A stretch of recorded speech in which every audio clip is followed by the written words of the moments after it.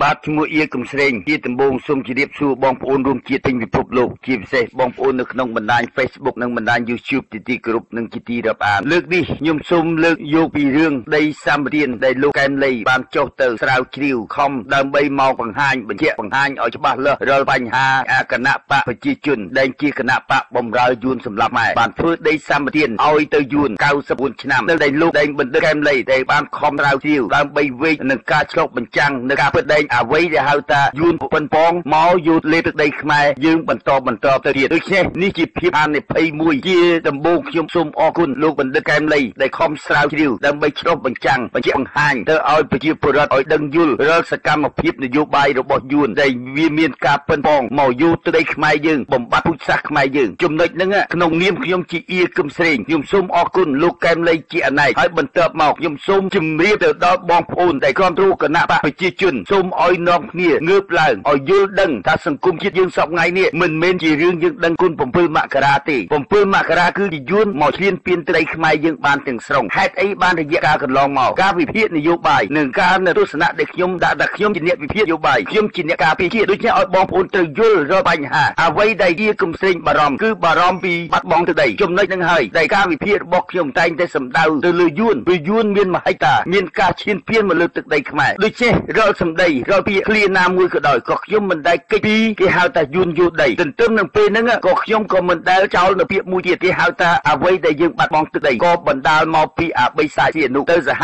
ការជាមួយយួនដែលធ្វើឲ្យសង្គ្រាមវិនិស្សកម្មស្រុកខ្មែរយើងឥឡូវនេះដូចជាបញ្ហានយោបាយទាំងអស់រឿង7មករាមិនមែនជារឿងដែលយួនមកជួយសង្គ្រោះខ្មែរទេដូចខ្ញុំបានតែងតែបញ្ជាក់បង្ហាញឲ្យច្បាស់លាស់ហើយកុំឲ្យចោទប្រកាន់ទៅលើបងប្អូននៅប្រទេសក្រៅអ្វីដែលបងប្អូននៅប្រទេសក្រៅខំប្រឹងប្រែងភ័យព្រួយពីរឿងអីយើងខ្លាចបាត់បង់ទឹកដីចំណុចហ្នឹងហើយបានបងប្អូននៅប្រទេសក្រៅនៅលើពិភពលោកយើងនេះភ័យព្រួយបារម្ភជួយជំរុញបង្អោយប្រជាជាតិខ្មែរយើងឲ្យនាំគ្នាចាប់អារម្មណ៍ហើយកុំឲ្យនាំគ្នាគ្រប់គ្រងអាគណៈបកប្រជាជនពីពួកអានេះបំរើយួនសម្រាប់ខ្មែរកុំឲ្យថាខ្ញុំចេះតែចោទប្រកាន់ឥឡូវបងប្អូនមើលឃើញវិភាគឲ្យច្បាស់លាស់ដែលលោកកែមលីគាត់បានវិភាគរាល់បញ្ហាសង្គមហ្នឹងតើយើងនឹងនៅមានវិបត្តិទៅថ្ងៃក្រោយហ្នឹងនឹងជួបឧបសគ្គយ៉ាងម៉េចដូច្នេះយើងទៅនាំគ្នាចាប់អារម្មណ៍ដើម្បីរំដោះជាតិយើងចេញពីយួនឈ្លានពានដូច្នេះអ្នកណាបំរើយួនសម្រាប់ខ្មែរអារឿងហ្នឹងហើយដែលហៅថាជាគណៈបកប្រជាជនយើងចាញ់បោកគេអស់34ឆ្នាំហើយសូមឲ្យបងប្អូនយើងនាំគ្នាចាប់អារម្មណ៍ឡើងកុំឲ្យគិតពីរឿងគុណហ្នឹងមិនមែនជារឿងគុណទេនេះជារឿងការបោកប្រាស់ដើម្បីបំពេញមតិប្រជាជាតិខ្មែរយើង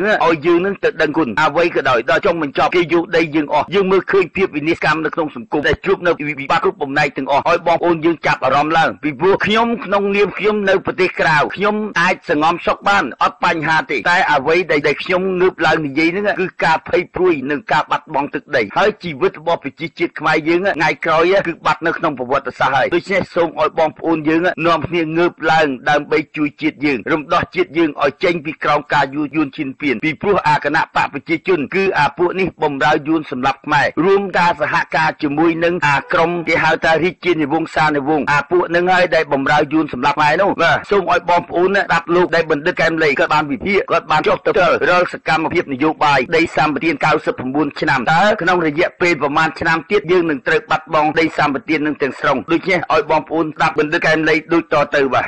បទរបស់យើងវិញតកតងទៅនឹងខេត្ត2ដែលនៅជាប់ព្រំដែនខ្មែរយួនគឺខេត្តមណ្ឌលគិរីនិងខេត្តរតនគិរីថាតើអាចជាកម្មសិទ្ធិរបស់ប្រទេសយួនដូចខ្មែរកម្ពុជាក្រោមនៅពេលអនាគតបានដែរឬទេពីព្រោះដីភាគច្រើនគឺសម្បទានរយៈពេល99ឆ្នាំក្នុងនោះគេបានបញ្ចូលជនជាតិយួនមកក្នុងទឹកដីប្រទេសកម្ពុជានោះផងដែរបាទជាកិច្ចចាប់ផ្ដើមនេះខ្ញុំសូមផ្ដល់ឱកាសទៅលោកកែមលីតែម្ដងបាទសូមថ្លែងអរគុណខ្ញុំមានការសម័យថាជនជាតិវៀតណាមឬក៏ជនជាតិយួនដែលមកប្រទេសកម្ពុជានឹងភាគច្រើនគាត់រស់នៅតែទីក្រុងទេគាត់លក់កាហ្វេគាត់ធ្វើតែសំណាក់លក់អីវ៉ាន់អីនៅតាមផ្សារទេណាក៏ប៉ុន្តែនៅពេលដែលខ្ញុំចុះទៅខេត្តរតនគិរីមណ្ឌលគិរីខ្ញុំចុះទៅមើលជនជាតិដើមភាគតិចខ្ញុំសិក្សាស្រាវជ្រាវឲ្យអង្គការមួយចុះកាន់តែជ្រៅទៅលើជនជាតិដើមភាគតិចដែលនៅក្នុងដីសម្បទានសេដ្ឋកិច្ចនឹងខ្ញុំត្រឡប់មកវិញជាក់ស្ដែងខ្ញុំព្រឺក្បាលតែម្ដងហើយបានខ្ញុំព្រឺក្បាលឲ្យតែដីសម្បទានសេដ្ឋកិច្ចណាដែលបានដោយក្រុមហ៊ុនវៀតណាមភាគច្រើនគឺវៀតណាមនៅពេញព្រៃនៅខេត្តរតនគិរីមណ្ឌលគិរីខ្ញុំសុខចិត្តទទួលខុសត្រូវខ្ញុំសុខចិត្តជាប់គុកបើសិនគេចោទប្រកាន់ថាខ្ញុំនឹងបំផុសបំផុលបំផោងព័ត៌មានហើយខ្ញុំអាចនាំទៅមើលបានគ្រប់កន្លែងដែលខ្ញុំទៅ ទាំងខេត្តរតនគិរីមណ្ឌលគិរីខ្ញុំទៅ4ខេត្តនោះខេត្តកញ្ចេះផងស្ទឹងត្រែងផងហើយខ្ញុំឆ្លៀតទៅកំពង់ស្ពឺទៀតទៅអូរ៉ាល់ទៀតទៅឃុំទៅពាំងជោនៅជនជាតិសួយ5ភូមិនៅនឹងខ្ញុំទៅយើងមើលចំណុចសំខាន់ដែលខ្ញុំចង់ដឹងដែលខ្ញុំជូនបកស្រាយជូនដល់ប្រជាពលរដ្ឋនៅពេលនេះខ្ញុំគិតថាខេត្តរតនគិរីមណ្ឌលគិរីជាពិសេសតំបន់មួយចំនួននឹងមហន្តរាយនឹងមិនមែនคล้ายទៅជាកម្មសិទ្ធិរបស់ប្រទេសកម្ពុជា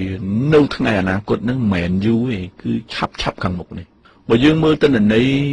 របស់ក្រសួងមហាផ្ទៃជនជាតិដើមភាគតិចនៅក្នុងស្រុកខ្មែរនឹងនៅ15ទៅ17ខេត្តក្រុងនៅក្នុង36ស្រុក131ឃុំហើយមានសហគមន៍ជនជាតិដើមភាគតិចនឹងគឺ503សហគមន៍ប្រជាជនជាតិដើមភាគតិចនឹងមានប្រហែលជា45,000គ្រួសារមានមនុស្សរស់នៅប្រហែលជា20,000អ្នកជាងជនជាតិដើមភាគតិចអញ្ចឹងមាន503សហគមន៍ជនជាតិដើមភាគតិចជនជាតិដើមភាគតិចទាំងអស់ហ្នឹងគឺរស់នៅក្នុងព្រៃនៅក្នុងដីសម្បត្តិសេដ្ឋកិច្ចសារាចរ01របស់នាយករដ្ឋមន្ត្រីហ៊ុនសែនដែលដាក់ឲ្យអនុវត្តដូចទៅប្រលេះគ្រាប់ពោតចឹងហើយដែលបានខ្ញុំថានៅពេលដែលខ្ញុំចូលទៅក្នុងដីសម្បត្តិសេដ្ឋកិច្ចហ្នឹងជនជាតិដើមភាគតិចខ្មែរយើងនៅក្នុងដីហ្នឹងដល់ដីហ្នឹងទៅគឺគាត់ចុះបញ្ជីដីជាជនជាតិដើមភាគតិចចុះជីដីសហគមន៍ដល់ចុះដីសហគមន៍ទៅអ្នកដែលបានកម្មសិទ្ធិដីសម្បត្តិសេដ្ឋកិច្ចហ្នឹងអត់ធ្វើឲ្យបានទេអញ្ចឹងគេចាប់ផ្ដើមប្រលេះគេថារស់នៅរបៀបសហគមន៍អញ្ចឹងដូចអាពតគេថាកាលណាសហគមន៍យើងអត់បានយកទៅប្រចាំអត់បានយកទៅរកស៊ីអត់មានការរីចម្រើននេះគេចង់ប្រលេះចេញហ្មងអញ្ចឹងសហគមន៍ជាដើមភាគតិចខ្លះគាត់ឆោតគាត់ចាប់ផ្ដើមសុំបំបីដីជាលក្ខណៈឯកជនហើយបំបីដីគឺគាត់ខាតមួយ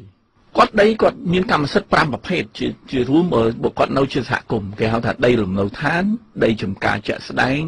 ដីព្រៃអរិយដីកប់ខ្មោចហើយនិងដីចំការវិលជុំគេហៅថាដីបំរុងនៅពេលដែលយើងចោះជាកម្មសិទ្ធិបានតែ2ប្រភេទទេគឺបានតែដី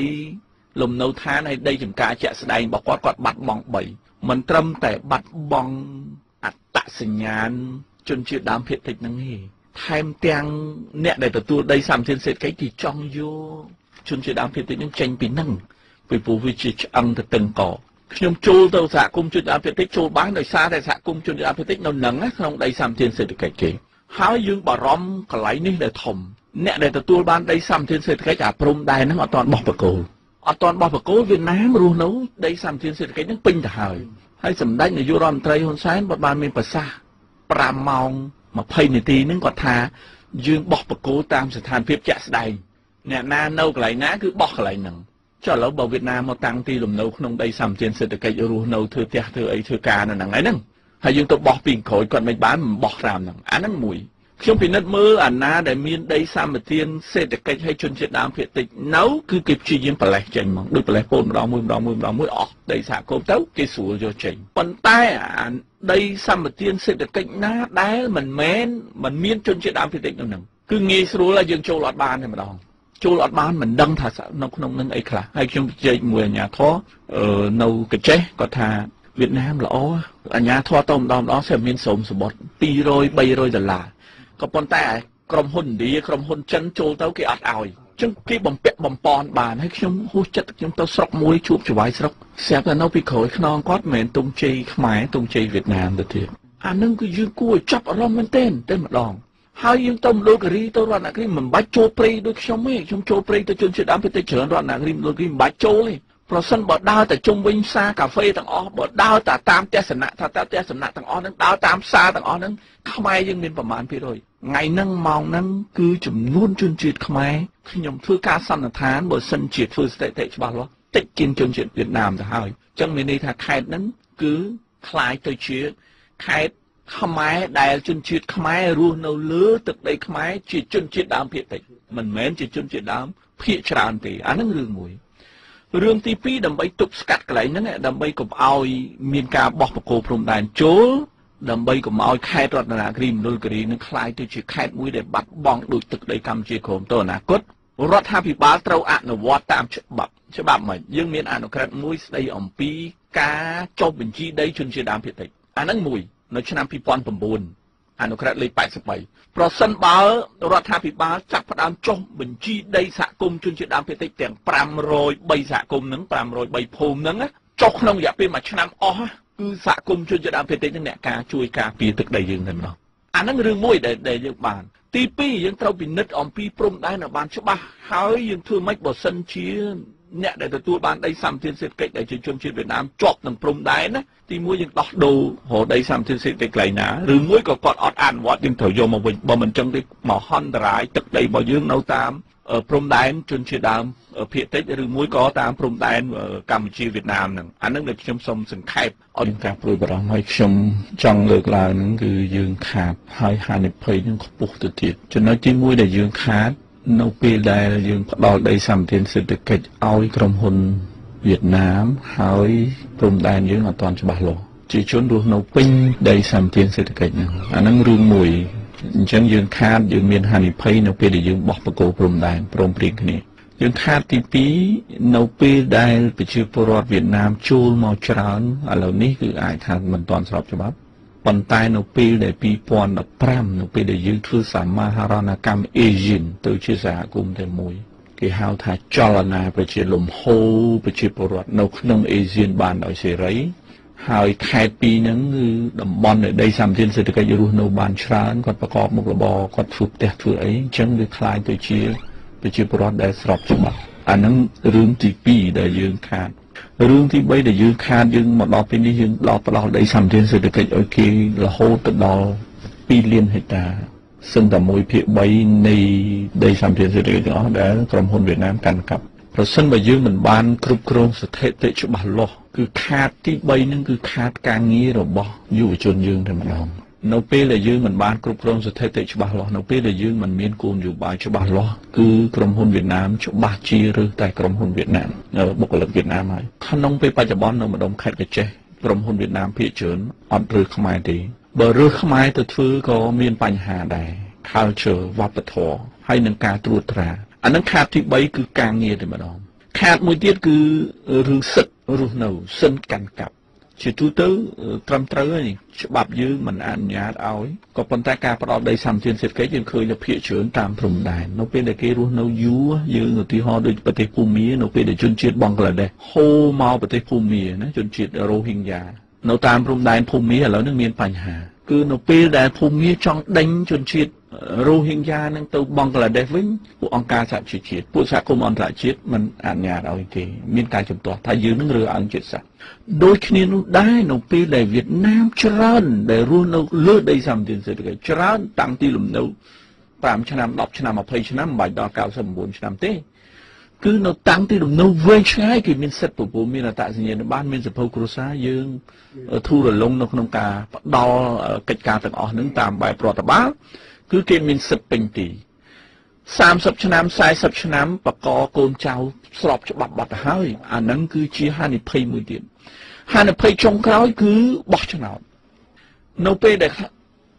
វៀតណាមឈរជាតំណាងរាស្ត្រទៅព្រោះប្រជាជនច្រើនហើយមានសិទ្ធិបោះឆ្នោតហើយតាមអគ្គលេខាធិការគណៈកម្មការជ្រៀបចំការបោះឆ្នោតថាឲ្យតែមានឯកសារគ្រប់គ្រាន់ហើយឯកសារងាយស្រួលធ្វើបំផុតឬសភៅគ្រួសារអត្តសញ្ញាណប័ណ្ណចឹងវាមានភាពស្របច្បាប់ច្រើនគឺមិនជាប់បាត់ទៀតហើយអានឹងតំណាងរាស្ត្រវៀតណាមចុះបលោតំណាងរាស្ត្រហ្នឹងក្រុមប្រឹក្សាឃុំហ្នឹងទៅរើសក្រុមប្រឹក្សាខេត្តរាជធានីខេត្តក្រុងបានទេណាហើយទៅតែងតាំងប្រធានភូមិមិនវៀតណាមទៀតណាអានឹងដែលជាហានិភ័យហើយថ្នាក់ដឹកនាំខ្ញុំគិតថាប្រហែលជាគាត់ជាខ្មែរក៏ប៉ុន្តែរុញដាក់គ្នាខ្ញុំជួបរដ្ឋលេខាធិការអនុរដ្ឋលេខាធិការអគ្គនាយកដែលជាមិត្តភក្តិនឹងសួរគាត់ថាអត់ដឹងដូចគ្នាគាត់ថាមិនដឹងអ្នកណាធ្វើអញ្ចឹងមិនដឹកដាក់លើដូចតែគ្នាអានឹងដែលជាគ្រោះថ្នាក់ថាអត់ដឹងអ្នកណាអ្នកបញ្ជាឲ្យធ្វើអញ្ចឹងអ្នកណាអ្នករៀបចំធ្វើអញ្ចឹងអ្នកណាអ្នកបណ្ដោយគេអត់មានបញ្ជាមកឲ្យចាប់ឲ្យចងអីអញ្ចឹងណាឲ្យអនុវត្តច្បាប់បន្តទៅវិញអានឹងដែលជាហានិភ័យអានឹងដែលខ្ញុំដំណោះស្រាយទី1ប្រសិនបើរដ្ឋាភិបាលចុះបញ្ជីដីសហគមន៍ជនជាតិដើមភាគតិចទាំង503សហគមន៍នឹងជួយការពារបានអានឹងជារបងសំខាន់ណាមិនមែនរឿងរបងតែជនជាតិទេគឺរបងព្រំដែនព្រំប្រទល់ហើយយើងនីតិវិធីវែងឆ្ងាយឥឡូវនេះក្នុង503សហគមន៍នឹងទៅចុះបាន6សហគមន៍ឯនៅមណ្ឌលគិរី4សហគមន៍នៅរតនគិរី2សហគមន៍នីតិវិធីវែងឆ្ងាយតម្រាំតែគាត់កំណត់អត្តសញ្ញាណថាគាត់ជាជនជាតិដើមភាគតិចដើម្បីឲ្យទទួលស្គាល់ដោយក្រសួងអភិវឌ្ឍជនបទណា2ឆ្នាំ ហើយគេធ្វើតែមួយផ្លែតហ្នឹងតម្រាំតែបានអត្តសញ្ញាណហ្នឹងហើយមកសុំទទួលស្គាល់ជាសហគមន៍ដោយក្រសួងមហាផ្ទៃក្រសួងមហាផ្ទៃនេះអនុញ្ញាតទទួលស្គាល់ថាហ្នឹងជាជនជាតិដើមភាគតិចហើយជាសហគមន៍ជនជាតិដើមភាគតិចហើយ2ឆ្នាំជាងទៀតដល់ពេលមកចុះបញ្ជីដីជាសហគមន៍នេះគេឲ្យបង់ថ្លៃទៀតរហូតសូយោដីផងអីផងសហគមន៍មានលុយណាអត់មានលុយចាំលុយ UN ចាំលុយជំនួយមិនក៏ទៅរួចហើយមិនមែនតែប៉ុណ្្នឹងទៀតគឺគេមានគេហៅថាមានកតបកិច្ចពជាហ្នឹងមកហេតុបានពជា503សហគមន៍បើសិនជា6ឆ្នាំចុះបាន6អញ្ចឹង50ឆ្នាំបានខ្ញុំគុណមើលទៅ50ឆ្នាំបានហើយបើ50ឆ្នាំមកលាយបាត់ហើយសហគមន៍គាត់អញ្ចឹងហានិភ័យគឺឈ្មួញដែលបានទទួលដីសម្បត្តិសេដ្ឋកិច្ចហ្នឹងព្យាយាមបញ្ចុះបញ្ចូលគ្រប់មធ្យោបាយឲ្យសហគមន៍នឹងយកដីជាលក្ខណៈឯកជនដើម្បីងាយទិញហើយសហគមន៍ជួយដើមភាគតិចឥឡូវហ្នឹងពេលគាត់បានដីឯកជននឹងហើយគាត់លក់អស់ទៅដល់គាត់លក់អស់ទៅគាត់ដើរទៅចាប់កន្លែងផ្សេងទៀតអាណាធិបតេយ្យទៅអាហ្នឹងដែលជួយគ្រោះថ្នាក់ហើយទិញហ្នឹងខ្ញុំបានជួបពិភាក្សាជាក្រុមពិភាក្សាក្តីជា